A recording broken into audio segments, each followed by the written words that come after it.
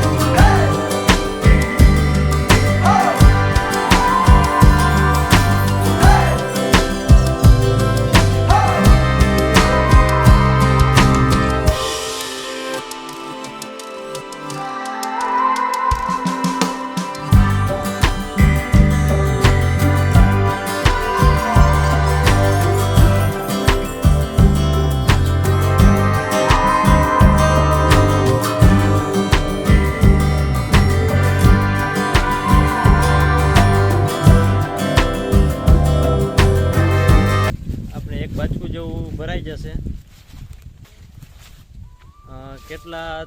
કેટલું આપણે વીણાય એટલે તમને બતાવીશ.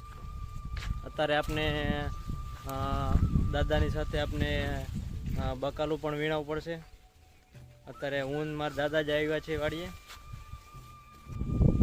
આ આપણે અત્યારે એક થેલી આપણે મરચાંની ઉતરી છે. હજી આપણે બકાલામાંથી આપણે હજી 2 થેલી જેવું આપણે મરચાં ઉતરશે. મરચાં એકદમ તાજા તમે જોઈ શકો છો. આપણે બીજી થેલીમાં અત્યારે ટ્રાન્સફર કરી રહ્યા છીએ. તેમજ આપણે આ બકાલાનું આપણે આખું બાજકું ભરવાનું છે. આપણે આ બીજી થેલી પણ આમાં ઠલવી દીધી છે. અત્યારે આપણે આ આખી મરચાંની થેલી ભરાઈ ગઈ છે. હવે આપણે અત્યારે ભીંડો ને ગુવારને આપણે હવે એ વીણશું. આપણે અત્યારે વાડીમાં આટલું બકાલું ઉતર્યું છે. આ છે આપણે મરચાં, આ છે આપણે ચોરી, તેમજ આ છે આપણે ભીંડો, અને આ છે આપણે દૂધી, આ છે આપણે ઘીસોડા, તેમજ આ છે કાકડી ને બધું આ પાકી ગયેલી છે. અને આપણે અગાઉ પણ બધે આપણે મજૂરો તથા આપણે ઘરે રાંધવામાં આપણે બધું બકાલું આપણે વાપરેલું હોય છે. તેનાથી આપણે ઓછું ઉતર્યું છે. હજી તો દૂધી 3-4 જ મળેલી છે આપણે અહીંયા. અને આપણે ઘરે પણ આપણે દૂધીના અને ગીસોડાના વેલા છે, ત્યાં પણ આપણે 10 જેવી આપણે દૂધી ઉતરશે. આપણે બકાલું ઉતાર્યા બાદ આપણે બકાલામાં પાવાનો આપણો ટાઈમ થઈ ગયો છે અને આપણે બકાલાની જ રાહ જોતા હતા ક્યારે વીણાય અને પછી આપણે પાણી એને પોગાડી શકી. આપણે કૂવામાંથી મોટર દ્વારા આપણે અત્યારે લાઇટ આવી છે, તો તેના દ્વારા આપણે પાઇપ દ્વારા આપણે એમણમ પાણી અને આપણે આ પાણી અત્યારે જાય બકાલામાં જ જાય છે અને થોડી વારમાં આપણે બકાલું પી જશે. આપણે હવે બાચકામાં આપણે બધું હવે બકાલું ભરશે અને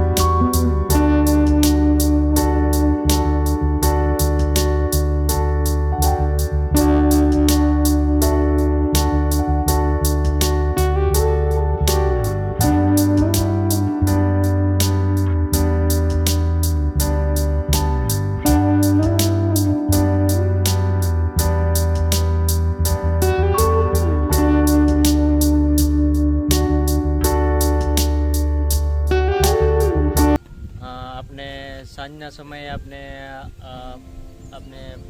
બસ આપણે મોકલાવાનું છે અને સવારે ત્યાં નવસારી પહોંચી જાય. અને નવા વિડીયો જોવા માટે અમારી ચેનલને લાઈક કરો, શેર કરો અને સબસ્ક્રાઈબ કરો. Thank you.